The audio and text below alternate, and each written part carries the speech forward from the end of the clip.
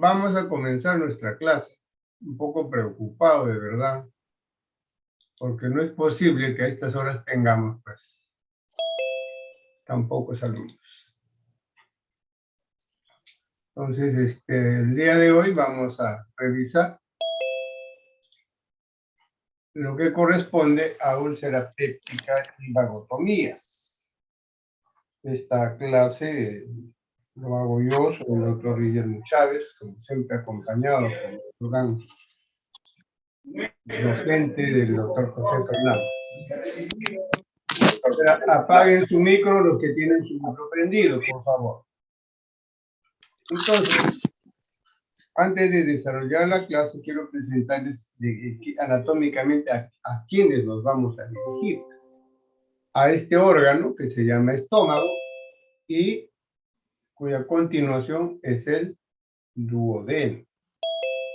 El estómago es una parte dilatada que está entre el esófago y el duodeno. Mide aproximadamente de 25 a 12 y 8 centímetros, dependiendo de la morfología de la persona. Su capacidad es de 1000 a 1500 centímetros cúbicos, tiene 4 partes, 4 segmentos: el cardias, el fondo gástrico, el cuerpo y el antro. Entonces, tiene una cara anterior, una cara posterior, tiene dos bordes, un borde cóncavo que se llama curvatura menor. Acá hay que ponerle hincapié en esta pequeña muesquita que existe, que incluso es un punto de reparo para la división del cuerpo y el antro. Y además este es un punto de reparo para las famosas vagotomías ultraselectivas. Entonces, y el otro borde es el borde convexo, ¿no? Mucho más grande, que se llama también curvatura mayor. Desde el punto de vista de histología también nos interesa saber para ver dónde están las lesiones, ¿no? Entonces, recuerden ustedes la histología. Esta es la muscular de la mucosa, que es una capa muscular delgadita que divide al estómago y también al duodeno en una mucosa que está hacia el lumen, y por debajo está la submucosa. La mucosa tiene las siguientes partes. Tiene este famoso epitelio cilíndrico ciliado. Este es el epitelio de la mucosa gástrica. Y recuerden ustedes que tienen sus flexuras, ¿no? Estas flexuras, entre uno y otro, se llama fosita o cripta gástrica. Recuerden que cripta es una entrada, cripta no es la glándula. Entonces, por lo tanto, esta cripta va a terminar en un fondo, en un pequeño estrechamiento que se llama cuello. Y de este cuello recién se va a formar las glándulas. Entonces, la mucosa tiene el epitelio y las glándulas gástricas. Y también recuerden, histológicamente, las glándulas gástricas tienen las células principales que secretan pepsina y las células parietales que secretan ácido clorhídrico. Y este es lo que hoy día inclusive vamos a tocar, qué es lo que hace acá esta célula para proteger, en todo caso, al epitelio gástrico. Luego sigue la capa muscular con sus 3 capas, la subserosa y la serosa. Esa es la histología. Como vamos a ver úlcera péptica, vamos a revisar las generalidades de ambas. La úlcera péptica ocurre en 2 órganos, en 2 segmentos, en el estómago y en el duodeno. Entonces, estas generalidades las vamos a revisar, que corresponde a los 2. Primero tenemos que definir qué cosa es úlcera péptica. La úlcera péptica es una solución de continuidad, o es una erosión, o una falta de tejido normal en la mucosa del estómago o del duodeno. Estómago o duodeno. ¿Y por qué se llama péptica? Porque está producido por el jugo gástrico. Por eso se llama úlcera péptica. Por favor, se supone que están grabando. Graben para que por lo menos se den el trabajo de bajar y leer o escuchar. Porque a veces es tan facilito, pasen el PPT. Yo no tengo ningún inconveniente de pasarles, pero me gustaría que se den el trabajito de bajarlos y de leer y de escuchar. Bueno, seguimos. Entonces, desde el punto de vista de epidemiología, esta es una estadística de Estados Unidos, que más o menos tenemos 500,000 casos nuevos al año de úlcera péptica, o sea, distribuido entre estómago y duodeno. 4 millones de recurrencias anuales, o sea, se ha curado, se ha hecho el tratamiento y recurren, ¿no? Y la prevalencia está más o menos entre 1.8 en pacientes que son portadores de esta bacteria que la vamos a ver más abajo, la vamos a perseguir, porque esta bacteria es mala, es agresivo y nos va inclusive considerado por muchos autores como precancerígeno. Generalmente esta úlcera péptica ocurre más en pacientes o en personas que tienen grupo sanguíneo O. La mitad de estas úlceras, o sea, el 50% tiene carácter familiar, o sea, no es hereditario, pero en padres ulcerosos, los hijos pueden hacer úlceras. Y luego, por supuesto, nuestros hábitos nocivos, que lo vamos a revisar también más abajo. ¿No? Entonces, esta es la epidemiología. Vamos a revisar. Ustedes recuerden que el estómago es la mucosa, el lumen de la mucosa está sometido a una agresión fisiológica normal que destruye, que quema, que es la pepsina y el ácido clorhídrico. ¿No es cierto? Porque ellos son los que van a producir el metabolismo, el catabolismo de los alimentos. Por lo tanto, no soportaría a esta agresión ácida y péptica ningún tejido que no tenga protección. Por lo que la mucosa gástrica tiene los siguientes protectores. En la superficie existe un moco.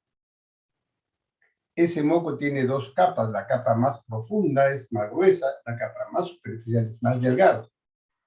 Y este moco lo que hace es mantener el microclima neutro.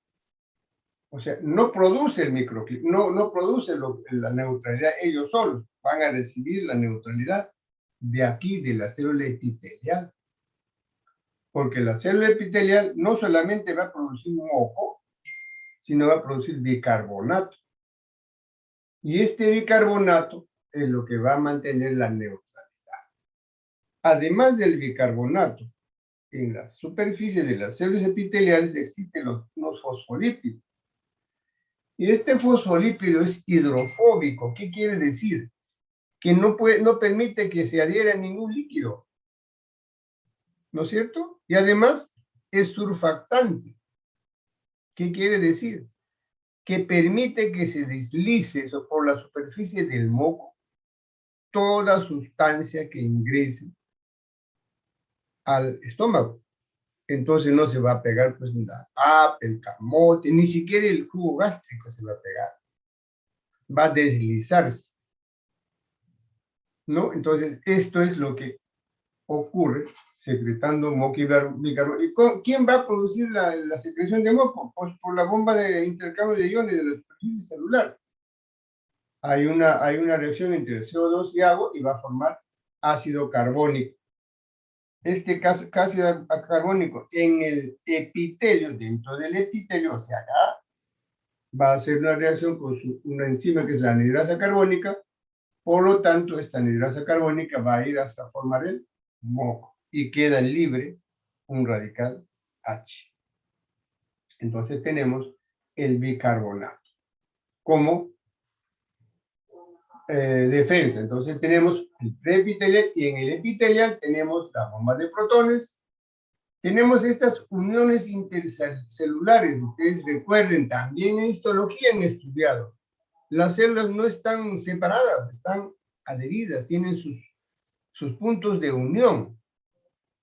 Nunca puede pasar, ni siquiera el líquido puede pasar entre célula y célula. Todo lo que va a pasar del lumen hacia la circulación va a ser ya sea por mecanismo activo o pasivo a través de la célula. Otro mecanismo de defensa va a ser la renovación celular. Y yo les decía, aquí en la histología, en el cuello, aquí están las células totipotenciales. Las células que van a renovar, las células que van a permitir la renovación de el epitelio y de la glándula. Cuando el epitelio se lesiona, más o menos se reemplaza en 3 a 5 días. Pero cuando se lesiona la glándula, dura a veces meses. Entonces, aquí va a ser la renovación, no se va a producir en cualquier lugar, sino en el cuello. Aquí están las células madres, también llamadas totipotenciales, ¿no? Entonces, esa es la renovación celular.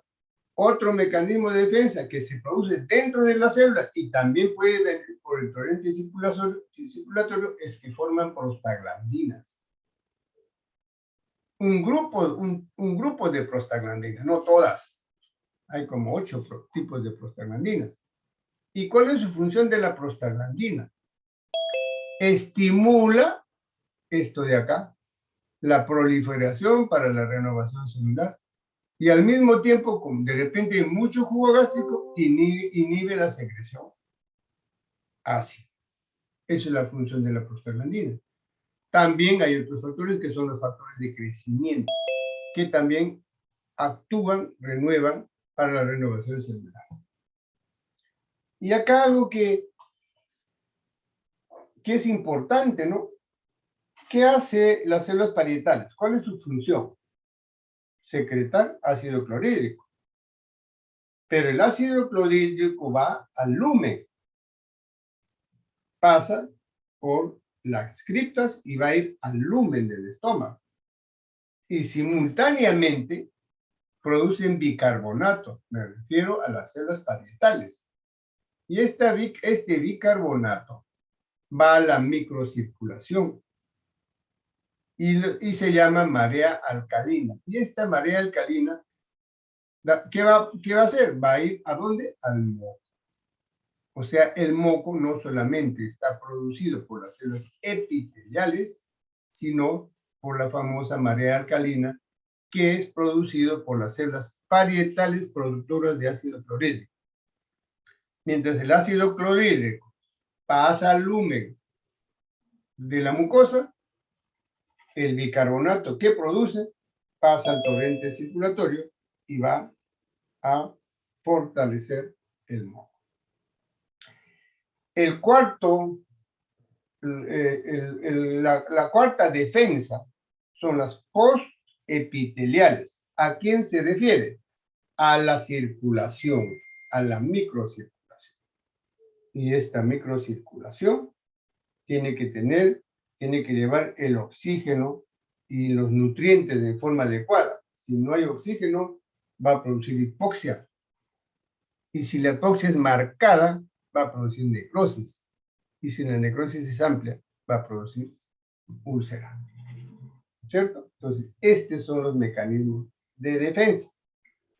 Ahora, acá está la imagen. Preepitelial, moco. Debe mantener el pH en 7, neutro, para que no entre en contacto lo que pase por acá. La célula, sus uniones intercelulares perfectas, producen prostaglandina, bicarbonato para enriquecer el moco, y aquí en tercer lugar tendríamos que agregar acá una imagen donde las células parietales está produciendo bicarbonato que va a venir a la microcirculación. Entonces, la microcirculación va a hacer mecanismo defensivo llevando bicarbonato al moco y también agregando las prostaglandinas que ya está produciéndose en las células parietales. ¿Para qué? Para inhibir la secreción ácida y favorecer el crecimiento, la renovación celular. Otra imagen, el moco, pH 7, el pH del estómago varía de 1 a 3, entonces es ácido, agresivo, entonces, y acá tenemos la celular y la cuarta, que es la microcirculación. Otra imagen, para reforzar, bicarbonato, pH 7, no entre en contacto ningún agresor, y la microcirculación. ¿Qué factores condicionantes existen para producirse la úlcera péptica?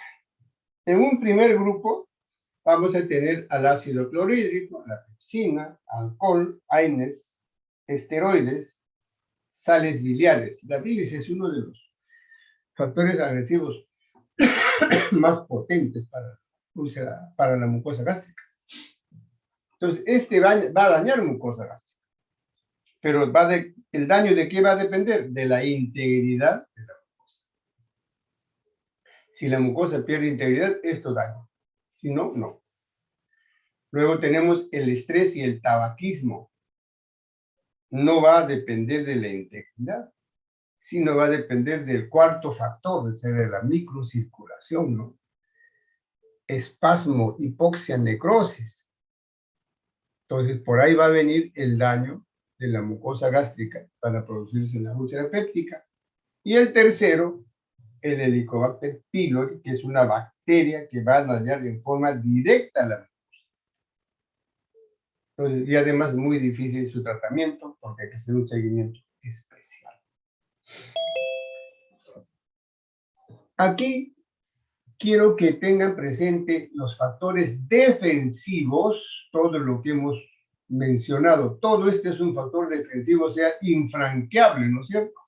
Porque tiene barreras moco, tiene célula epitelial, tiene la microcirculación, tiene todos los factores que van a mantener a la mucosa en forma normal. Pero este equilibrio es solamente para estos dos, porque esa es la fisiología. Si hay un equilibrio entre el ácido clorhídrico y la pepsina más los factores defensivos, no debería haber ni gastritis ni úlcera péptica. Y recuerden que la gastritis son lesiones puntiformes, como que si agarramos un alfiler, una agujita y empezamos a hacer unos huequitos en la tela o en el papel. Esa es la gastritis. Pero cuando eso confluye, ya se hace una herida, que la llamamos, ya es una úlcera péptica. Entonces, este es el equilibrio entre esta gran defensa, entre esta gran muralla, con estos dos. Pero si nosotros le agregamos todo esto, por eso hay una imagen, creo, muy, muy, muy objetivo, de miedo, temor, de terror a esto. Cuando nosotros agregamos todo esto, ya no hay equilibrio. Quiere decir, va a dañar a cualquiera de los niveles, ¿no? La que hemos mencionado, de los 3 niveles. Acá están los AINES, el ácido salicílico, que a veces, con mucha frecuencia, nuestro público utiliza y dice, estoy tomando para que no se me pegue la sangre, para que mi sangre no esté espesa, ¿no? Eso es falso. No hay sangre espesa ni hay sangre diluida, la sangre es lo mismo.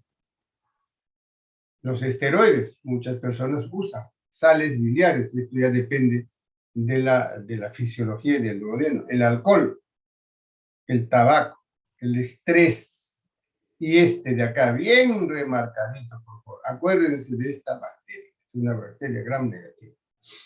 Entonces, para acordarnos mejor, acá los presento. Una bacteria gram negativa. Helicobacter pylori. ¿Y qué cosa nos dice el estudio? ¿Qué nos dice la literatura? La literatura nos dice que esta bacteria está presente en el 95% de las úlceras duodenales y en el 85% de las úlceras gástricas. Qué enorme presencia, ¿no? Una presencia, pero muy significativa, muy importante. Por lo tanto, si nosotros la erradicamos a este caballero, entonces la recurrencia va a ser poca. No va a haber mucha recurrencia. Y también tiene tratamiento. Perdón, antes del tratamiento, el diagnóstico. Aquí hay que tener en cuenta lo siguiente. El diagnóstico es con biopsia. El diagnóstico es endoscópico. Tienen que identificarse a esta bacteria. El diagnóstico no es por medio de la prueba del aliento, no es por la prueba serológica, no. Es por endoscopía y su biopsia. Nos van a reportar que hay la presencia de Helicobacter pylori. Los métodos no invasivos, ya sea la ureasa, la prueba del aliento, estos son para seguimiento, pero siempre, de una vez que se ha diagnosticado Helicobacter pylori, el control posterior debe ser endoscópico, más aún si persistiera la sintomatología. Entonces, a la endoscopía no hay que tener miedo. Y el tratamiento, hay varios, acá hay tres grupos de tratamiento. Los medicamentos es una asociación de 3, sus dosis, sus periodos de intervalo y cuántos días debemos usar. Siempre hay que usar los máximos de días, 10 días. Felizmente en el mercado existe ya medicación para 10 días. Nunca de 5 días, por favor, porque están apareciendo en la literatura que se debe dar medicación por 5 días. Y preferible por 10 días y es mejor el tratamiento. Otro producto que debemos tener presente son los AINES. ¿Pero por qué? Porque los AINES son de una facilidad tan frecuente por nuestro público, le duele cualquier tipo de dolor, AINES, ¿no? Para el dolor. Y no saben lo que están produciendo. Entonces, ¿el AINES qué hace? En el moco, ¿qué hace? Altera el moco. Inhibe el bicarbonato. ¿No? Se altera la secreción del moco por las células epiteliales. O sea, no solamente altera el moco, sino las células epiteliales disminuyen su secreción. Por lo tanto, como no hay moco, hay mayor exposición del jugo gástrico a las células epiteliales. ¿Y qué cosa hace el AINES en el epitelio? Inhibe la síntesis de prostaglandinas. ¿Qué cosa habíamos dicho de la prostaglandina? Que estimula la regeneración celular e inhibe la secreción gástrica. Pero como este AINES actúa al contrario, lo que va a hacer es alterar la regeneración celular y estimular la secreción gástrica sin bicarbonato. Esa es la fisiología de la acción del AINES. Desde el punto de vista de patogenia, origen, aumento o presencia de factores agresivos, las que hemos revisado, o si disminuye los factores defensivos, las que hemos revisado, o pueden ser mixtos. La mucosa se daña, hay una solución de continuidad, hay una disrupción que se llama úlcera, y responsables son los factores agresivos en la mayoría de los casos. Y los dos, siempre vamos a acordarnos que los dos factores más importantes agresores son el Helicobacter pylori y los AINES. Esta es la lesión. Mucosa pH 7, factor agresivo, lesión de mucosa, tenemos una tremenda lesión, vasodilatación Y ya tenemos el conglomerado de nuestros factores defensivos y la úlcera péptica. Quiero que estos síntomas, estas signos y síntomas tengan presente, por favor, en la patología gástrica. Pérdida de peso, vómitos recurrentes, disfagia, hemorragia digestiva y anemia. Si ustedes tienen este paciente, siempre piensen mal y la van a tincar. Siempre piensen mal. Es probable que sea portador de un adenocarcinoma. El tratamiento de la úlcera péptica. ¿Cuál es el objetivo? Primero, reposo gástrico. Una dieta adecuada, sin irritantes. Aliviar su dolor. Permitir la cicatrización ¿no? Prevenir las complicaciones, porque las complicaciones son severas. Que no recurra, o sea, a ese HP hay que curarla, hay que vigilarla y corregir los factores de riesgo. No fumar, poco alcohol, solamente en su cumpleaños, o sea, una vez al año, ¿no? Entonces, también tener presente que la mayoría de sintomáticos, cuando viene un paciente con un síntoma, por lo menos ya tiene úlcera péptica hace 2 años. O sea, hace la úlcera, a veces cierra espontáneamente y a veces llega cuando se complicó. Y también saber que la recurrencia es bien alta, ¿no? 75% al año. Y nuevamente salen esos 2 factores agresivos, ¿no? Que hay que tener presente. El Helicobacter pylori y el uso de los aires. Miren, todas las medicinas que existen para tratamiento de la úlcera péptica gástrica, antagonistas de H2. O sea, la ranitidina, la cimetidina, o sea, estos inhiben la secreción. Uno de los primeros que aparecieron era la cimetidina, que ahora ya no se usa porque produce ginecomastia. Después los inhibidores de la bomba, ¿no? El omeprazol, el pantoprazol, para disminuir la secreción gástrica. Los antiácidos, o sea, que cubran la mucosa gástrica y que hagan la función de moco. ¿No es cierto? Los antiácidos que hagan la función de moco, son protectores. Y específicamente también los protectores de mucosa, o sea, que se pegan como gelatina. Entonces, el más representativo es el sucralfato, también misoprolol. Entonces, este tiene una acción local, como si fuera una alfombra. Y también erradicar HP otra vez. Las prostaglandinas se utilizan, pero muy poco, pero se pueden utilizar. Porque para mejorar la renovación celular y inhibir la secreción gástrica, ¿no? Recuerden. Complicaciones de la úlcera péptica, son 4. 3 primeros, cirugía.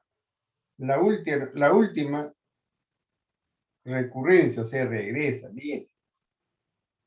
De estos 3, 2, emergencia.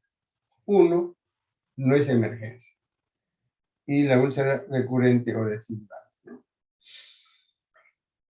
Entre las complicaciones, hemorragia digestiva alta, que puede ser de 2 tipos. O sea, está sangrando, uno que se ve, que se llama hemorragia digestiva alta, que se ve, un porcentaje casi del 50%, otro que no se ve, que a la microscópica no la vemos, y viene por anemia. Otra complicación, la perforación, ya sea gástrica o duodenal. Se perfora, a veces esta perforación puede ser bloqueada. ¿Qué quiere decir? Se perfora, y recuerden ustedes que nosotros tenemos un excelente guardián en el abdomen, que se llama epiplo. Cuando hay cualquier lesión va y lo trata de cubrir. Trata que no se disemine. Entonces, acá puede ocurrir la perforación bloqueada, ¿no? Se perforó el epiplo y lo tapa. Y el diagnóstico es difícil, Y es más, de repente vamos al diagnóstico cuando ya tengo una peritonitis, ¿no? Pero va a venir con dolor generalmente irradiado de espalda. O las perforaciones retroperitoneales, que también son difícil diagnóstico y difícil tratamiento. Entonces, ¿cuál es el tratamiento de una perforación gástrico-duodenal? Cuando es emergencia, el tratamiento se llama parche de Graham. Pero para este tratamiento yo tengo que hacer el diagnóstico. El diagnóstico se hace con una radiografía. Y la radiografía es muy evidente, no necesitamos ningún otro examen para poder hacer diagnóstico de perforación de úlcera péptica. Olvídense de la tomografía. Suficiente la radiografía. De repente, una ecografía para ver cuánto de líquido tenemos. Pero una tomografía, pues es de verdad que a veces hay que pensar, ¿no? Ahora viene un paciente con dolores de frente, tomografía. Ustedes tienen que pensar no solamente en la patología del paciente, sino en su medio social, económico. Viene un paciente, le dice, tómese una tomografía, le da un infarto. ¿Cuánto cuesta una tomografía? 600 soles. ¿Cuánto gana? 1000 soles. Entonces, ustedes pónganse en ese lado. Ustedes se van a dar cuenta de esto cuando se enfermen, cuando les diga, háganse una tomografía y no tengan ni para tomar desayuno. Lo más simple, simplemente necesitamos una radiografía nada más. Y la otra complicación es la estenosis pilórica. Esta es la radiografía. La radiografía se debe indicar una radiografía tóraco-abdominal. Acá generalmente es tórax, pero se ve muy bien, muy bonito. El hígado, este espacio, este es diafragma, como pintado a lápiz. Tenemos la cámara gástrica pequeña y el diafragma. Nuestros semiólogos nos dicen, lean ustedes Uros, que parece una gaviota volando, ¿no? Las alas de la gaviota. Entonces, este es aire. Por favor, esto ya ténganlo en la mente. Para que cuando a ustedes se les presente, cuando vayan al hospital, les dicen, descríbame la radiografía. Pues por lo menos nos digan, ahí hay aire. Entonces, ¿qué significa? Perforación de la úlcera. Cuando tenemos la perforación de úlcera péptica, ya sea gástrica o duodenal, el tratamiento se llama parche de Graham. Este tratamiento tiene 4 partes, por favor no se olvide, sobre todo los que van a ser cirujanos. Cuando se ha perforado, como cualquier hemorragia, que nosotros hemos visto la cicatrización, ¿verdad? Por lo menos todos han revisado. No, pues hemos hecho la primera clase de las heridas, ¿no? Los periodos y las fases de cicatrización. ¿Qué hace la primera fase? Vasoconstricción, vasodilatación y deja de sangrar, ¿no es cierto? Por lo tanto, no puedo colocar un punto como está. Tengo que reavivar los bordes para que me permita que llegue la microcirculación. Reavivar los bordes. Todos los bordecitos los recorto. Y ese cortecito, eso, si quieren, llámenlo biopsia. Y eso debe ir ¿a dónde? Al patólogo. Para que el patólogo nos diga de qué se trata. Porque puede ser un cáncer. Si bien es cierto, el cáncer es bastante infrecuente en las úlceras pépticas, pero no sabemos a quién le toca. Entonces, el segundo paso es mandar a patólogo. El tercer paso, suturar, ponerle puntos. Y el cuarto, llevar el piplo, un pedazo de piplo, y colocar encima. Este es el famoso parche el parche de Graham. Por favor, no obvien las 2 primeras partes. Va a permitir mejor cicatrización, va a evitar la dehiscencia, o sea, la apertura nuevamente, y vamos a asegurar con el epiplon y lo más importante, el patólogo nos va a decir no es cáncer, o de repente nos dice hay helicobacter. Muy bien, y acá les voy a presentar un videito, no es hablado, así que miren cómo se hace el parche de Graham y sus comentarios personales de acuerdo a lo que he dicho, ¿no? Fíjense.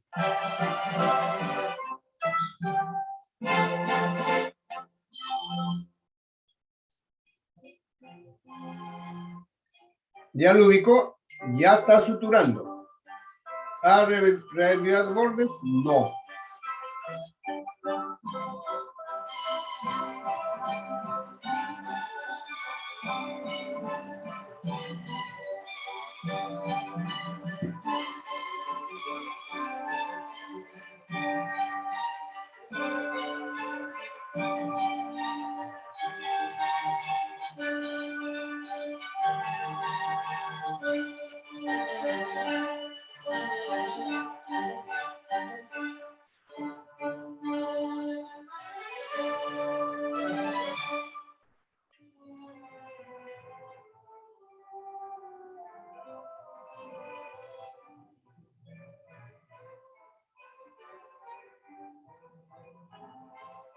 Se dejan los cabos largos para colocar el epiplo, ¿no?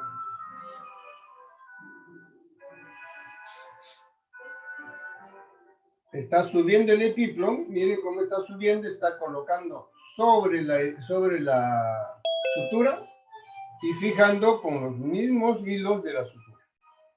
Este es el cuarto paso del parche de Graham.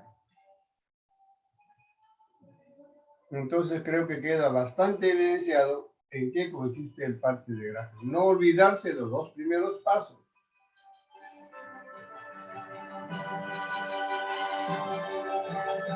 El útero, se ganan con el útero. Muy bien. Entonces, cuando tengamos una hemorragia digestiva alta, ya hemos dicho que la frecuencia es bastante importante. Inicialmente es un tratamiento médico, hay que reponer volumen, generalmente líquidos, sangre cuando es necesario. Hay que hacer una endoscopía. La endoscopía nos va a ayudar en ubicar el punto de sangrado. Y no solamente eso, hoy día la endoscopía es un procedimiento importantísimo que inclusive a veces en son de broma yo digo, no nos ha quitado chamba, ¿no?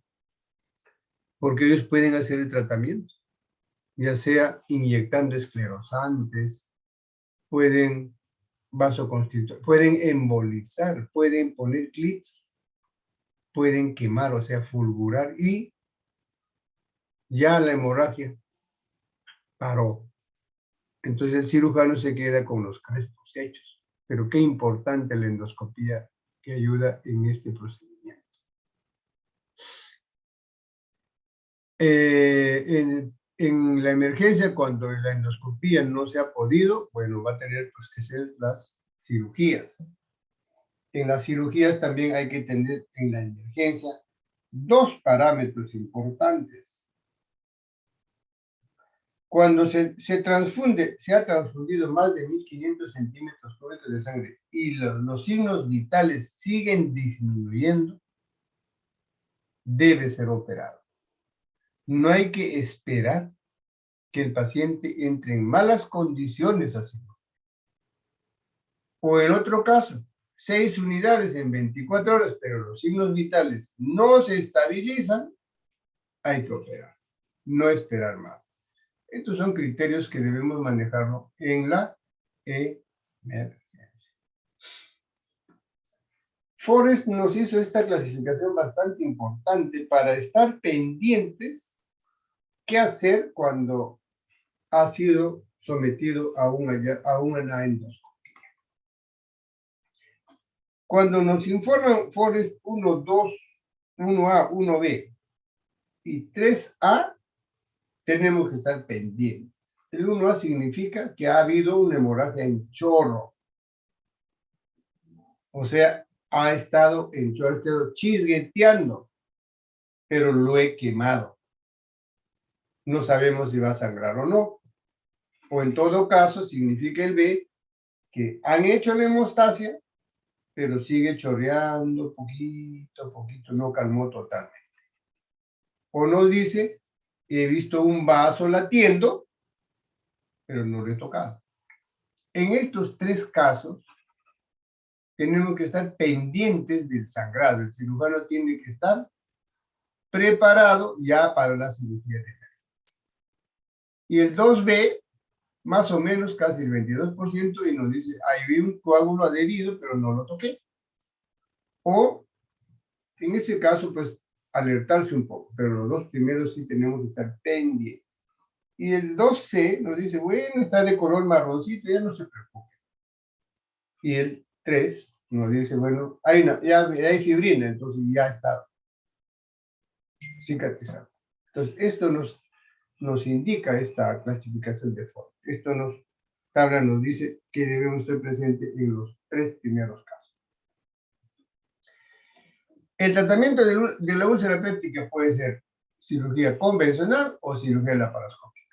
Cualquiera de ellos, depende del momento. A veces hay cirujano, no hay equipo, etc. Pero las dos formas se puede hacer. Y esta es la famosa úlcera péptica refractaria, ¿no? La cuarta complicación. Recurrencias. Recurren. Pueden recurrir con HP positivo.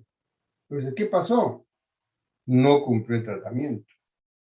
O de repente resistente a la medicación que se ha indicado. O un tratamiento de régimen inadecuado, 5 días. ¿No? Por eso le digo, siempre hay que cumplir los 10 días. O con HP negativo, o sea, no había HP para ir úlcera péptica.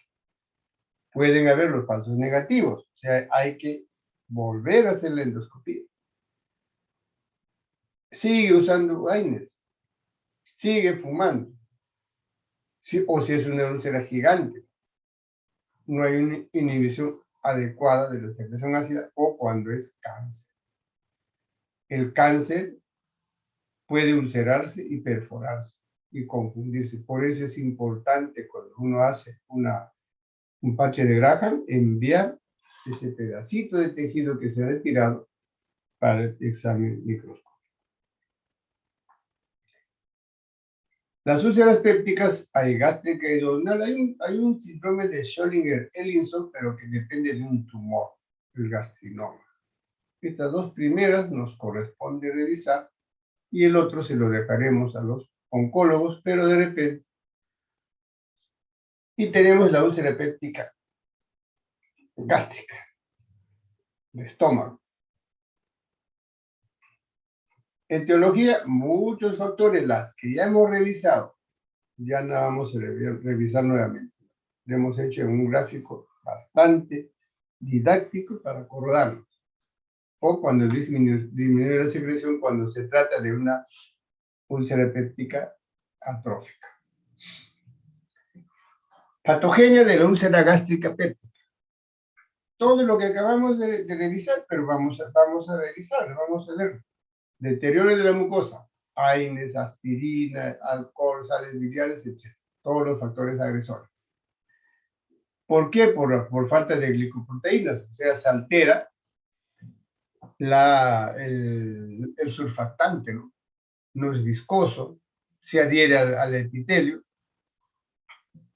o cuando hay una mucosa lesionada por retrodifusión del ion hidrógeno, que es ácido, por reflujo duodenal. El contenido biliar es muy agresivo para la mucosa gástrica. La acidez gástrica, la pepsina también puede ser alto, y vamos a ver nosotros una úlcera péptica especial para un tratamiento especial. O vasoconstricción en los nerviosos, en los que fuman, y cuando hay una disminución de la motilidad. Esa es la patología. En relación a la clínica, vamos a revisar lo siguiente. No es muy fácil diferenciar úlcera benigna, úlcera péptica benigna, de un adenocarcinoma. Tiene que ser biopsia.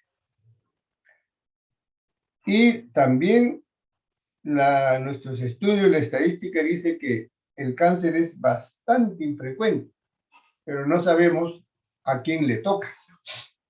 Por eso debemos tener muy presente en el tratamiento.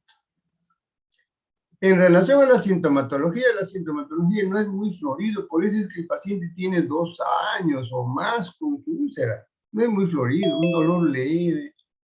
Entonces toma a veces sus medicinas caseras, le pasa, o con agua, etc. Entonces puede también ocasionar un pérdida de apetito por el dolor. Como no come, baja de peso. O una hemorragia microscópica. Entonces, los asintomáticos debitan generalmente con perforación o hemorragia digestiva alta. Entonces, ¿qué hacemos? Cirugía. Pueden existir fístulas gástricas al colon, o del 8 al 20% de los pacientes complicados con úlcera hacen cirugía de emergencia. Necesitan cirugía de emergencia. Y la hemorragia digestiva generalmente en pacientes de edad avanzada. Y la complicación más frecuente es la perforación. Cuanto más grande la úlcera, mayor mortalidad. Johnson nos hizo esta clasificación antes de haberse estudiado adecuadamente los AINES. Y la clasificación es válida. Estas 5 clasificaciones es importantísimo. El tipo 1 es cuando la úlcera está en una curvatura menor. Una característica especial con acidez gástrica normal. El tipo 2 está en el cuerpo y en el duodeno. Pero, importante, esto cursa con acidez aumentado, o sea, con hiperacidez. Y el tipo 3, prepilórico, también cursa con acidez aumentada. Por lo tanto, por eso está en rojito, este es importante porque va a diferir el tratamiento de estos dos con el 4, el 5 y el 1, porque el 4 es una úlcera en la curvatura menor, arriba, y el 5 es variado, depende también del aire. Por eso decía, esta clasificación fue hecha antes de estudiar si bien el AINES, pero ya finalmente el AINES produce este tipo de úlcera, tipo 4. 1, 4 y 5 con acidez normal o bajo. 2 y 3, acidez aumentada. Y va a variar el tratamiento. Entonces, cuando se hace el diagnóstico, pues hay que hacer una buena anamnesis. Al examen clínico generalmente no encontramos nada, a menos de un discreto dolor en epigastrio. Hay que confirmar la presencia del Helicobacter pylori y si efectivamente ha sido erradicado o simplemente recibió un tratamiento, nunca más se evaluó. Y hay que considerar siempre la malignidad, aunque es raro, pero no descuidar, porque sería es atroz que nos demos cuenta cuando la malignidad ya se ha metastasiado por nuestro descuido. Y tratar de eliminar que no usen AINES. Una radiografía de estómago era de nuestra generación el gol estándar, y que todavía sirve, ya no se está haciendo.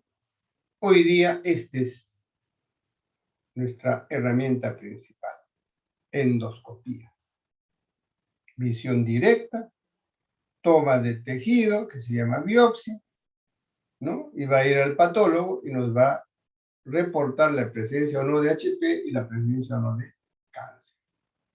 También hacíamos, ahora ya pues con la endoscopía ya no se hace, el estudio en la sonda nasogástrica, se aspiraba, se enviaba al laboratorio, en el laboratorio lo centrifugaba, lo coloreaban y buscaban células neoplásicas. Se llamaba Western blot, no es Bolt, es blot. Esta hay que pasarlo al agua. Entonces, esos eran los exámenes antes. Ahora ya no. Esta es la radiografía. Imagen por sustracción, o sea, la sustancia de contraste ha ingresado a la pared, que es diferente por adición, que sería el tumor. Eso es lo que veíamos antes. Ahora es esta, ¿no? Con mucha facilidad. Mucho mejor, felizmente. Entonces, el tratamiento de una úlcera gástrica péptica difiere, no es igual para todos. En el tipo 1 está asociado a ser maligno, a una malignidad, este de acá, el de la curvatura menor. Entonces, pero su nivel de acidez es normal. Por lo tanto, la resección es en cuña o si no, una antrectomía o una gastrectomía parcial y del tipo Billroth 1 o 2. En el 1 y en el 4 también nivel ácido normales, no requieren vagotomía. Entonces, sin vagotomía, Billroth 1, 2. El 2 y 3, recuerden, el 2 y 3, me voy a remitir a la imagen, 2 y 3. ¿Qué significa? Nivel alto de acidez. Por lo tanto, no es Billroth 1, no es gastrectomía. Billroth 1, 2, sino es gastrectomía asociado a vagotomía. El tipo 4, nivel también ácido normal, tratamiento es Billroth 1 y 2, que le vamos a explicar más abajo. En resumen, 1, 4 y 5 no requiere vagotomía. Simplemente se hace gastrectomía, Billroth 1, 2. El 2 y 3, porque tiene nivel alto de acidez, hay que hacer gastrectomía más vagotomía. ¿Cómo vamos a vigilar? Úlcera gástrica, biopsia en cuadrantes. Generalmente se hacen 4 cuadrantes. Si no hay cáncer, hay que tratar con inhibidores de bomba de protones. Hay que erradicar Helicobacter pylori. Miren, se supone que acá hicimos la primera biopsia. La segunda biopsia para vigilar a este caballero. Entonces, si está curado, hay que vigilar. Y podemos hacer otra tercera biopsia, otra tercera endoscopía. Entonces, no es que ya yo he tenido mi Helicobacter pylori, ya me curé y chao. Y si persistiera, hay que hacer la biopsia. Y si es sin cáncer, hay que hacer la erradicación quirúrgica de la úlcera péptica. Ahora, si por la biopsia nos dicen que es cáncer, vamos al otro grupo, adenocarcinoma, y acá ya es manejo de los oncólogos. Otro, en las complicadas, recuerden las 3 complicados, ¿no? La obstrucción, la perforación y la hemorragia. En la hemorragia, sutura, biopsia, etc. En la perforación, cuando es estable, miren, en el estable podemos hacer gastrectomías en el tipo 2 y 3, con vagotomía. Y si es inestable, o sea, no está sangrando, está mal, está perforado, etc., ¿qué hay que hacer? Parche de Grafo. Este es tratamiento de emergencia y este es electivo. Y cuando está obstruido la cirugía es electiva, no es emergencia. Nunca de un momento a otro se cierra el canal pilo o el duodeno. Entonces, indicaciones. Úlcera que no cierra. Luego de 8 a 12 semanas de tratamiento adecuado. O si la úlcera ya había sanado, pero va a regresar. O cuando ya se complicó. El tipo 2, 4 y 5, estos son las técnicas gastrectomía, duodeno, anastomosis. Billroth 1 o 2. El Billroth 1 es cuando la gastrectomía se hace en una pequeña porción y en 2 mucho más grande. Ahora les voy a explicar un poco más abajo. Este es Billroth 1. Se ha hecho una antrectomía, se ha hecho la anastomosis entre el residuo de estómago con el duodeno. ¿Por qué? Porque alcanza, está en buenas condiciones, se pudo hacer la anastomosis. Entonces la fisiología sigue su curso normal. Primero estómago, luego duodeno. Billroth 1. El Billroth 2 es este de acá. Ya no pasa por el duodeno. El duodeno ha quedado aislado porque es muy grande la recesión gástrica o porque no ofrece buenas condiciones la sutura, entonces Billroth 2. Se eleva el IE1 y se va a suturar a la parte gástrica. El alimento ya no pasa por duodeno. Este es el Billroth 2. Acá, por cultura, quiero que sepan lo siguiente. Primero, que todos pasan por duodeno. Hay variedades. Unos le han puesto más arribita, más abajito, le han puesto el término lateral, etc. Como lo han hecho, ya tenemos el nombrecito ahí y lo recordamos. Pero el Billroth 1. El Billroth 2 también tiene variedades. Esto es por cultura, para que ustedes lo sepan. Este es más para el cirujano, el Billroth 2. Igual, no hay conexión entre estómago y duodeno. Este viene por detrás del colon. Se llama antecólico precólico. También las variedades, le pusieron todo, un pedacito, etcétera, entonces, y tiene su nombre cada uno, ahí lo recuerdo. Y acá hay otra variedad, este es por delante del colon, y el otro es por detrás del colon. Y hay uno ha pasado por detrás, entre el mesogastrocólico. También sus nombres, pero no hay pasaje de estómago a duodeno, de frente a ello. El Billroth 2 tiene un problema, 2 complicaciones, hasta 3. El asa ciega, ¿no? Porque acá va con mucha dificultad, va a avanzar el contenido duodenal que está con el jugo pancreático, jugo biliar y jugo duodenal. Y el otro es que este contenido biliar, ¿qué cosa hemos dicho el bilis? Que es agresor para la mucosa gástrica, que va a regresar al estómago. Entonces vamos a tener una úlcera o recidivante o una dehiscencia de la anastomosis por este irritante que es la bilis. Y el tercero sería el famoso dumping, pasaje violento de los alimentos hiperosmolares al intestino y que se comporta como si fuera una hipotensión. Entonces, frente a esta falla inicial, apareció el doctor Brown y dijo, yo lo voy a corregir. Entonces hizo esta operación.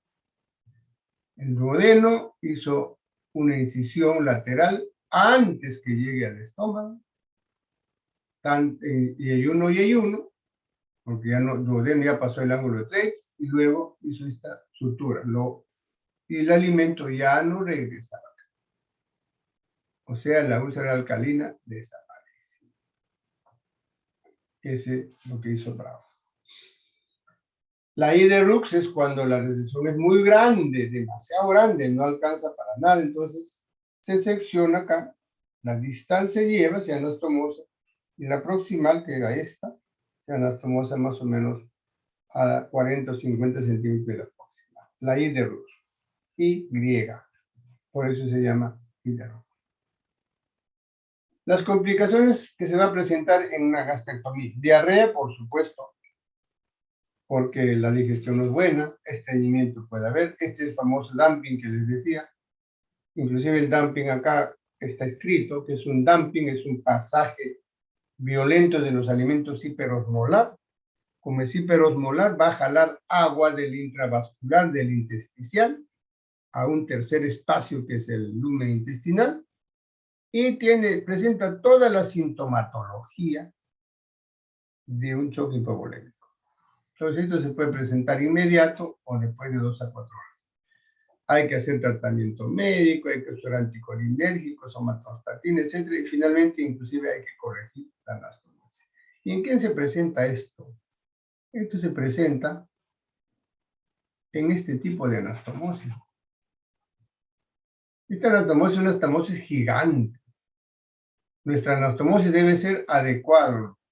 Por lo menos a mí me enseñaron, me dijeron las anastomosis debe ser solamente de que deje pasar 2 deditos, pero no una anastomosis total.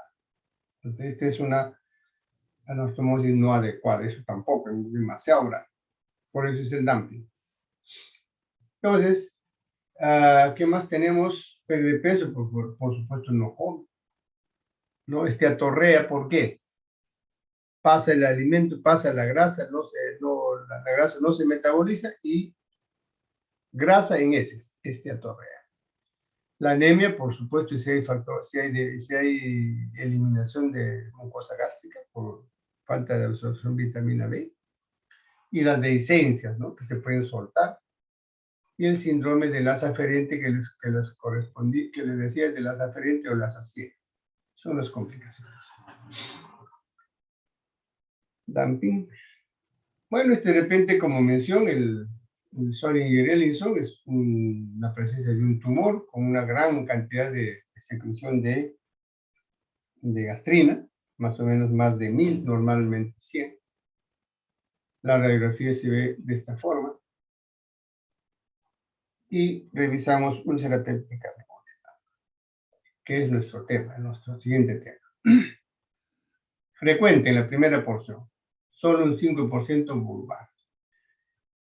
Etiología, acá es básicamente por aumento de la secreción ácida y pepsina. Esa es la etiología principal de la úlcera péptica duodenal.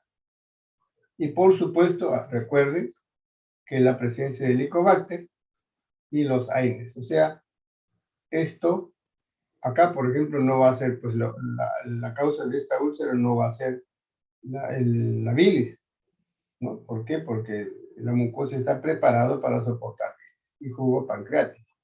Entonces, acá las causas son secreción ácida, exagerada o pepsina, Helicobacter pylori y AINES. Esa es la causa, las causas. La patogenia, aumento de ácido clorhídrico por hiperplasia de células parietales. Ayer creo que hemos revisado ese tema de hiperplasia, hipertrofia, ¿no? Entonces hay un aumento exagerado de la gastrina. Falla el mecanismo inhibitorio de la gastrina. Aumento de la gastrina por tumor, aumento del pepsinógeno, o también el vaciamiento rápido del estómago. Y falla de los mecanismos de defensa del duodeno. El duodeno tiene 2 mecanismos de defensa: bicarbonato del páncreas y bilis, además del mismo jugo duodeno. Esa es su defensa. No es como la del estómago. Entonces, se deteriora la resistencia, luego el epitelio se lesiona. Y otra vez presencia de HP, 95%. Por lo tanto, debemos optimizar el tratamiento médico para evitar las recidivas. Clínica. No muy florida, igual que la úlcera péptica.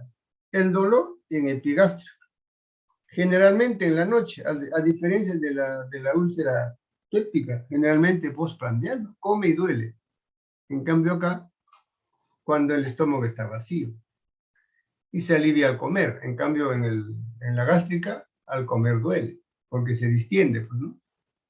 Entonces, aquí también es episódico. Aquí también no es que el paciente, la úlcera sea producida hace una semana, un mes, no, tiene tiempo, 1 año, 2 años. Y generalmente el dolor es referido a la espalda. Cuando ya se complica, hay irritación peritoneal, cuando se perfora, peor. Esa es la clínica. Diagnóstico como con su buena clínica. Bien, buscar todo lo relacionado por análisis. Su hemograma, todo lo que corresponde al laboratorio. Radiografía también se hace, también se está dejando de hacer. Estos son de mi generación. Pero hoy día, pues, es muy sencillo hacer el diagnóstico con una endoscopia, ¿no? Para descartar, además del HP, y descartar también inclusive la obstrucción, si fuera obstrucción. La radiografía, miren, hay que saber ver para ver esta, ¿verdad? Pero en una úlcera péptica, duodenal, fácil, está sangrando, una endoscopia, o lesiones ulcerosas. Tratamiento, resumen, tratamiento de úlcera péptica gástrica. Acuérdense, 1, 4 y 3, gastrectomía. Milrod 1 y 2. El tipo 2 y 3, gastrectomía más vagotomía. Ahora nos vamos a la úlcera duodenal. Todas son vagotomías, más cirugía complementaria. Ustedes dirán, ¿y qué cosa es la cirugía complementaria? Cuando se hace la vagotomía, el píloro queda estenosado, cerrado, y hay que hacer la cirugía del píloro. Eso es la cirugía complementaria, que por supuesto más abajo le voy a explicar con más detalles.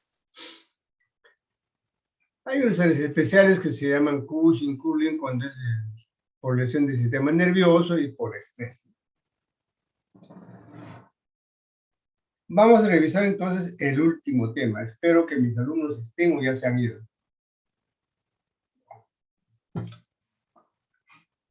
A ver, ¿por cuántos alumnos se presentan?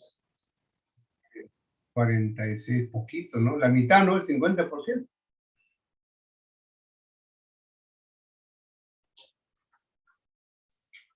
Pero qué pena, pero es el delegado. Qué pena, ¿no? ¿Cómo desperdiciamos una clase? Pues, deben estar todos. Me parece, no me parece, es preocupante. Bueno, mejor regreso a mi tema. Vamos a ver, si vamos a hablar de vagotomía, tengo que presentarles al caballero, al responsable, ¿no? Al vago, el nervio vago o parasimpático. El nervio vago parasimpático en el esófago está distribuido como si fuera una telaraña. No está como un cordón como acá. Antes de pasar el diafragma, antes del hiato, más o menos 2 o 3 centímetros arriba, se junta todas las ramitas y forman dos troncos. Uno anterior o vago izquierdo y otro posterior o vago derecho. Pasa el diafragma, ya tenemos dos troncos. Estos dos troncos pasando el diafragma, el vago anterior se divide en dos ramas principales. La rama hepática, que va a inervar el hígado, la vesícula, y el nervio de la tariet anterior o derecho, que va a terminar en la pata de cuervo a nivel del antro. Al mismo nivel, donde esta ramificación en dos troncos del vago anterior, el vago posterior o derecho, se divide también en dos ramas. El ramo celíaco o el nervio celíaco, que va a ir al ganglio celíaco, y el nervio de la tariet posterior o derecho, que también va a terminar en la pata de cuervo. Esta pata de cuervo va a inervar el antro píloro. Esa es la distribución de los dos vagos. Y luego las ramitas que van entrando. Y acá de repente una consideración especial o una mención especial a este nervio criminal de Grassi es cuando el vago posterior en algún nivel, en algún lugar, viene un cordón y pasa a la cara anterior. Y ¿por qué se llama nervio criminal? Porque es el terror de los cirujanos. Porque hacen una vagotomía, sobre todo en la ultraselectiva, y se queda esa rama y no se va a resolver el problema, porque eso va a producir ácido en gran cantidad. Por eso se llama nervio criminal. Entonces creo que se ha entendido perfectamente esta ramificación, porque nos va a servir para revisar. Esta es la descripción de lo que le acabo de decir. O sea, cuando ustedes bajen su video, lean esto, ahí está todo lo que les acabo de decir, ¿no? Entonces, inclusive ahí está el nervio criminal o asesino de gracia. Acá, para remarcar un poco más de repente, el posterior, con su ramo celíaco, va a ir al plexo celíaco, el anterior, el nervio de la tariet, con su pata de cuervo, y ahí está el nervio de gracia. Luego, esto otro, el mismo anterior, ¿no? Bien. La hepática y la tarieta anterior. Muy bien, revisado esto, vamos a ver la vagotomía. ¿Qué cosa es vagotomía? Es seccionar el nervio vago. Y cuando seccionamos el nervio vago, se va a interrumpir el impulso nervioso. O sea, el que dilata el motor ya no existe. Por lo tanto, la parte donde se ha seccionado el vago va a quedar con un tono suelto, cerrado,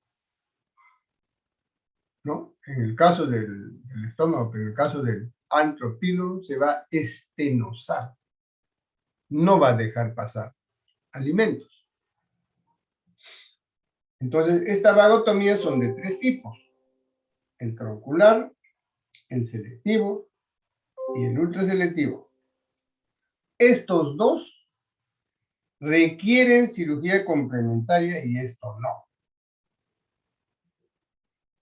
Los dos, tanto la troncular y la selectiva. ¿Y por qué? Por lo siguiente, indicaciones, falta de respuesta al tratamiento conservador de úlcera gastrorenal durante 2 años. Hay que hacer un tratamiento médico primero, no porque ya viene por su úlcera péptica duodenal, hay que hacer la cirugía inmediatamente. Intolerancia a los fármacos. O cuando dice que no quiero tratar, no quiero tomar, hay pacientes que nos van a decir, no quiero medir, mejor opere. Y cuando hay recurrencias, o se perfora en la emergencia o hay una hemorragia. Esas son las indicaciones de las bacterias. Muy bien. ¿Qué es la troncular? Creo que las imágenes son bastante significativas, antes que te voy a leer qué significa acá. Este es el vago. Anterior y posterior. La rama hepática y la rama celíaca, al mismo nivel. Cuando se hace la vagotomía troncular, se hace sección antes de la ramificación principal. O sea, dejo denervado, o sea, sin impulso nervioso, todo el estómago, la pata de cuervo, el hígado, la vesícula y el plexo celíaco o solar. Quiere decir que cuando hago esta vagotomía voy a dejar pues, a todo el tubo gastrointestinal denervado, ¿no? Intestino delgado, colon, vesícula. Y como está denervado la pata de cuervo, esto queda cerrado. Y tenemos que hacer la cirugía complementaria. Esa es la troncular. Aquí les presento un video cortito para que sean. Para que vean, van a ver, sobre todo en el vago anterior, van a ver con mucha voluntad las dos ramas que se dividen. Se está ubicando el vago anterior, el vago posterior. Va a pintarse de amarillo para que nos... Ahí está, el vago. Aquí está la ramificación.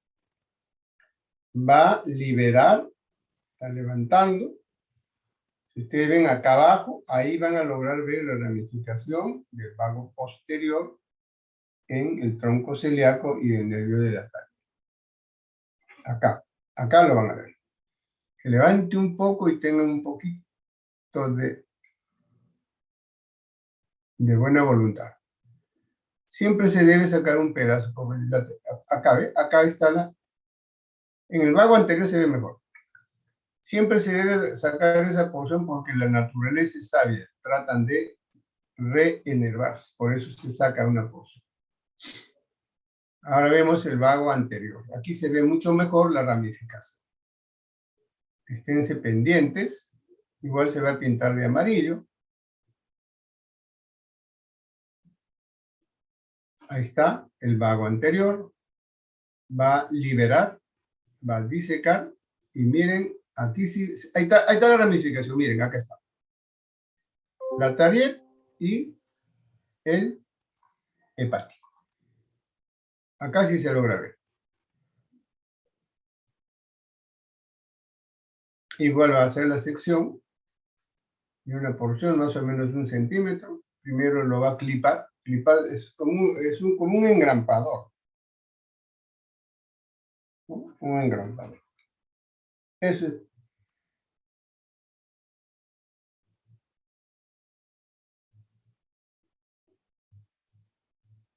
Y ahí se ve. Acá también se va a lograr ver cuando ponen con el clip. No, pero es que está, ya está el anterior, ya terminó. Es el anterior. Listo, chicos. La vagotomía selectiva. Entonces vino un cirujano, otros cirujanos, y dijeron, si nosotros cortamos acá, hacemos daño todo. Pero ¿por qué no hacemos más abajo? Entonces, debajo de las ramificaciones, dejamos el nervio hepático, que la vesícula, el hígado, todo normal, y dejamos el ramo celíaco también para que no se afecta el plexo solar. Dejan eso, entonces denervan debajo de las dos ramificaciones, pero siempre queda afectado la pata de cuervo, o sea, que de todas maneras va a quedar un espasmo en esta zona que no va a dejar pasar a alimento. Ese es lo que va a quedar, pero se corrigió la parte de la denervación hepática, el plexo solar. Esa es la selectiva. Entonces, cuando esto queda espástico, queda cerrado, no pasa alimentos, se hace la cirugía complementaria. En ambos casos. Heineck y Mikulicz, ¿qué cosa hacía? Hacían piloroplastía, seccionaban el píloro en forma longitudinal y lo suturaban en forma transversal. Eso es lo que hacía Heineck y Mikulicz. Pero aparentemente era un orificio pequeño. Vino Finney, entonces él dijo, no, yo voy a aumentar, no solamente voy a seccionar el píloro, sino voy a hacer 2 centímetros al antro y 2 centímetros al duodeno, y le hago una comunicación mucho más grande. Ahí está.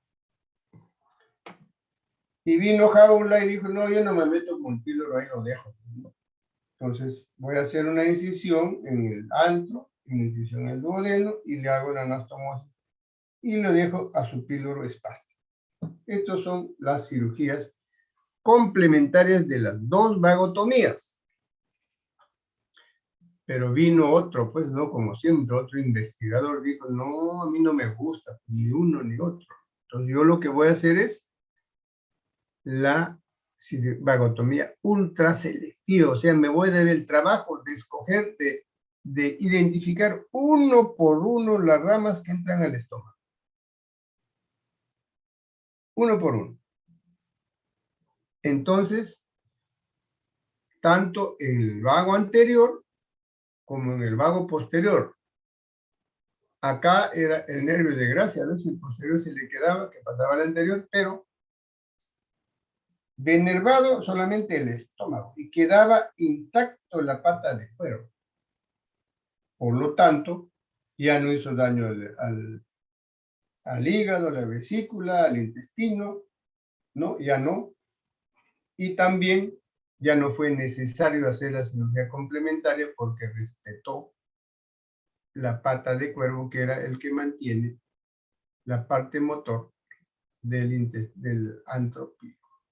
Entonces, ¿hasta dónde se hacía? Más o menos hasta 6 centímetros del píloro, o, ¿se acuerdan que les decía? Acuérdense de la incisura angular o incisura angulares. Hasta ahí se hacía, uno por uno. Y acá hay una imagen también muy bonita, ¿no? Muy, muy precioso. ¿Cómo se hace? ¿Cómo es que un nervio por nervio se va buscando, dos pinzas, se secciona, etcétera? Y acá vemos todo el vago anterior, ya terminó. Ahí está la pata de cuervo. El posterior, ahí nos está mostrando las ramitas, que también lo va a terminar, y finalmente lo va a peritonizar. Entonces no queda la zona cruenta. Eso es la vagotomía ultraseguida. Complicaciones de las vagotomías, como siempre, la atonía gástrica, por supuesto, no tiene acción motor. Disfagia puede haber, sobre todo si en la vagotomía se compromete el cardio. Alteraciones de la motilidad intestinal, sobre todo cuando se hace vagotomía troncular y selectiva. Vesículas terminaban con sus cálculos, y podía hacerse la hernia de hiato, como les mostré cuando disecamos, para identificar los vagos. Muy bien, eso es el final de la exposición, y por favor, preguntas o aportes si es necesario.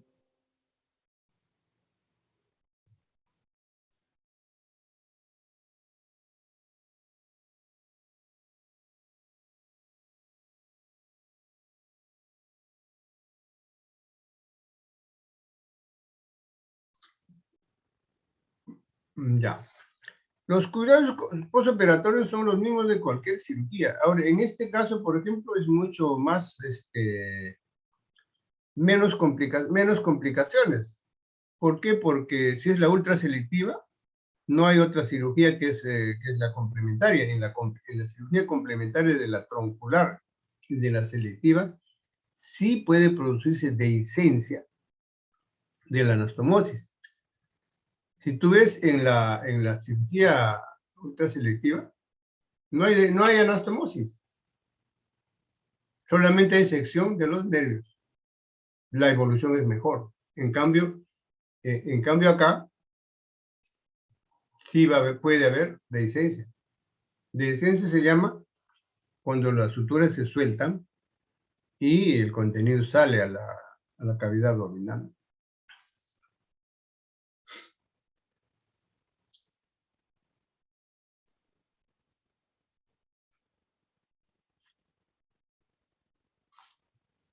En la vagotomía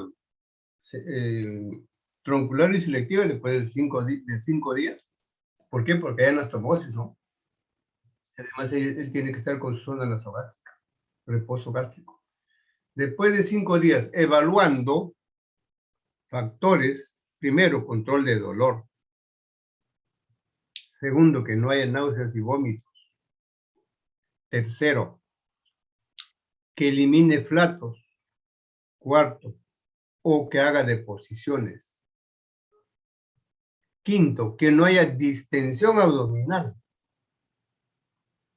Y sexto, con mi estetoscopio, escucho que hay ruidos hidroaéreos adecuados. Entonces ya le puedo iniciar primero agüita, probar líquidos, sorbitos de agua. Al día siguiente pasamos visita y vemos que ha tolerado, eso se llama tolerancia oral. Le daremos ya, de repente, dependiendo de cómo está el paciente, le podemos seguir ya con líquido un día. Y luego dieta líquida, dieta blanda y dieta completa. Esa es la evolución. La evolución de la dieta va a depender de la evolución del paciente.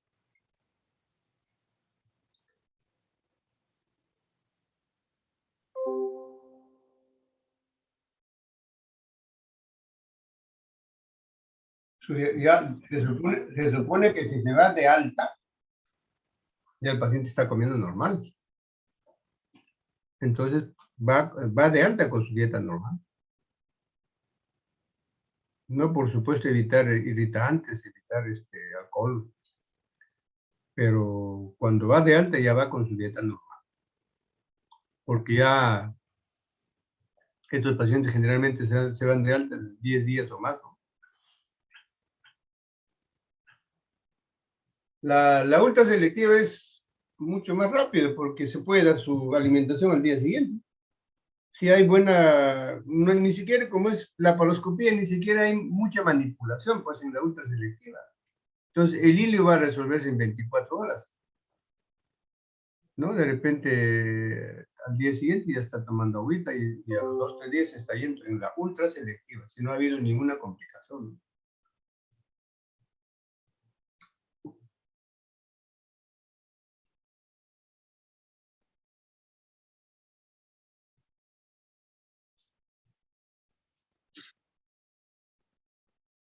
No, o sea, repito, la evolución, ya, vamos a una cosa. La evolución en un paciente. Primero tenemos que mensurar cuánto hemos manipulado el gastrointestinal. Cuanto más manipulamos, más hilio, o sea, más parálisis intestinal, ¿verdad? Más se va a demorar en recuperarse. Cuanto menos manipulamos, se va a recuperar más rápido. Por ejemplo, un paciente que operamos de vesícula, no manipulamos nada y en la tarde está tomando agua. Con la laparoscópica. En el caso troncular y en el caso selectivo, ahí estamos haciendo incisión y estamos suturando. Y este paciente va a estar con su sonda. ¿Y cuándo le vamos a empezar a dar su dieta? Como repito, para darle dieta no es que le voy dieta un día, 2 días, no, como tiene la incisión, nosotros, yo personalmente, yo iniciaría a evaluar, darle líquido a partir del 5.º día, pero hay controversia, yo sé que hay cirujanos que comienzan a evaluar la iniciación de la dieta al tercer día. Pero para empezarle, lo que sí todos estamos de acuerdo, primero, que no debe haber mucho dolor, debe ser controlado su dolor. Segundo, que no debe haber náuseas y vómitos. Tercero, que debe eliminar flatos. ¿Saben qué es flatos? No sé qué pedo. Que quizás haga deposición. Se hace deposición mejor. Y que no haya distensión abdominal.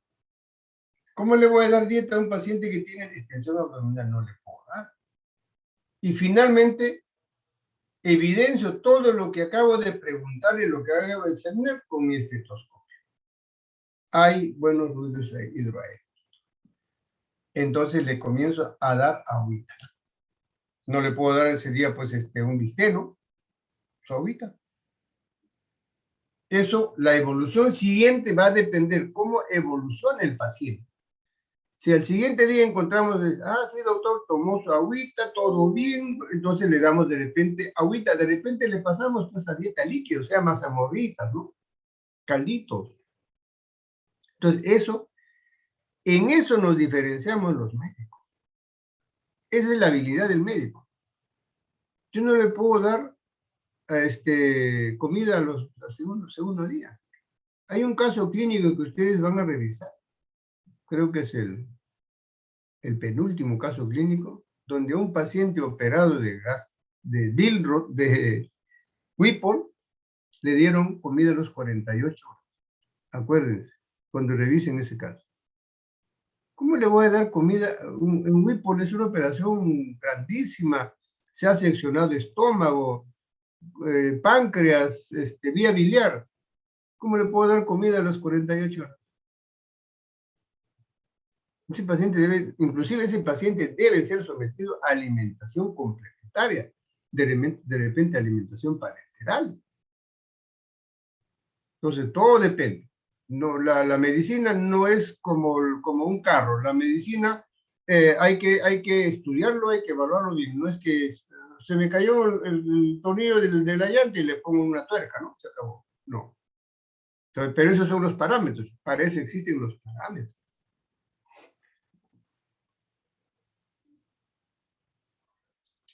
¿Alguna otra pregunta?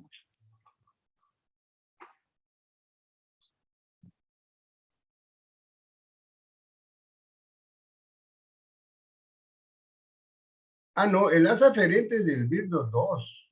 El haz aferente es, hay un espacio muerto, entre comillas, entre el muñón duodenal y la anastomosis gastroyeyunal. Hay un estancamiento, en todo caso, si me van a entender, hay un estancamiento del flujo del contenido. Ese es el síndrome del haz aferente. Entonces puede distenderse, puede dilatarse. Ese es el haz aferente. Aún eso se resolvió con el Brown complementario. Va a presentar, pero en menos escala.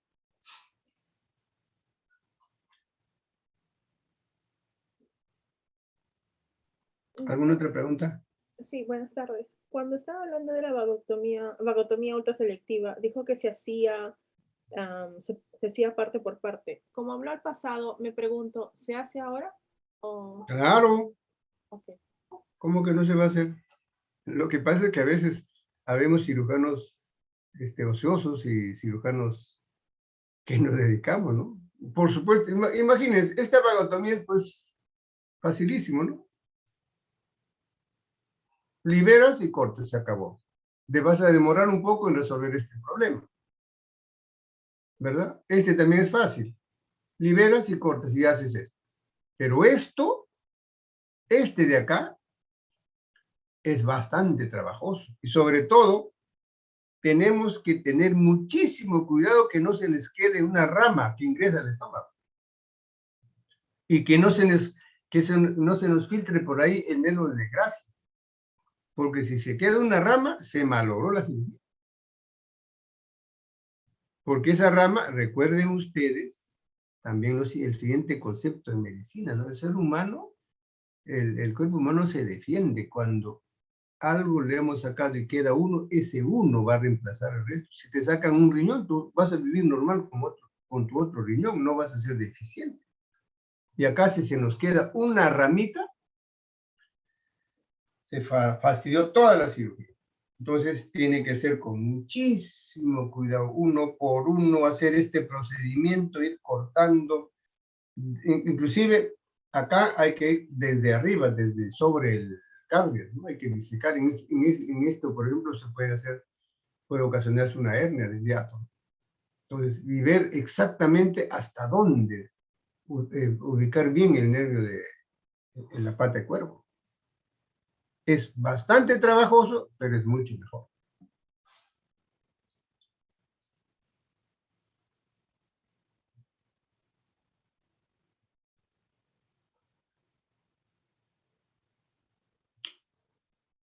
¿Algo más o se acabó? Disculpe, ¿podría repetir por qué se llamaba criminal al de Grassini, por favor? A ver, acá te voy a explicar, no quiero salir, te quiero explicar acá. El nervio se llama criminal de gracia porque así se la pusieron. Pero miren, vago anterior o izquierdo, ya sabemos que tiene dos ramas, ¿no es cierto? Vago posterior o derecho también tiene dos ramas, pero este nervio que está entrepunteado, del vago posterior se pasa a la cara anterior. Por eso es que a veces si están haciendo la cirugía de este nervio, no la van a ver.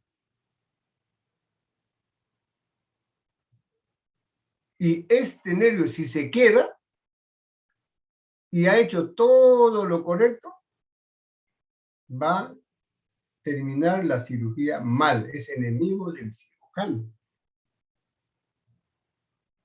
Porque ¿cuál es el fundamento de la vagotomía? Es disminuir la secreción ácida, ¿verdad? Entonces, este nervio va a hacer eso, ¿no? Por eso le llamaron nervio criminal o asesino de Gracie, porque Gracie lo descubrió, él le llamó. Ok, se supone, yo supongo, ¿no? Imagino que a él le pasó, o le habrá pasado varios, ¿no? Que se le quedó una rama del vago posterior que se pasó a la cara anterior del estómago. ¿Se aclaró? Sí, doctor, muchas gracias. Muy bien. ¿Alguna otra pregunta? No de mi parte, doctor. Muchas gracias. Muy bien, si no hubiera, acá nos quedamos, miremos terminado con 38 alumnos. Bueno, en todo caso, por mi parte, muchas gracias. Hasta otra oportunidad. Gracias, doctor.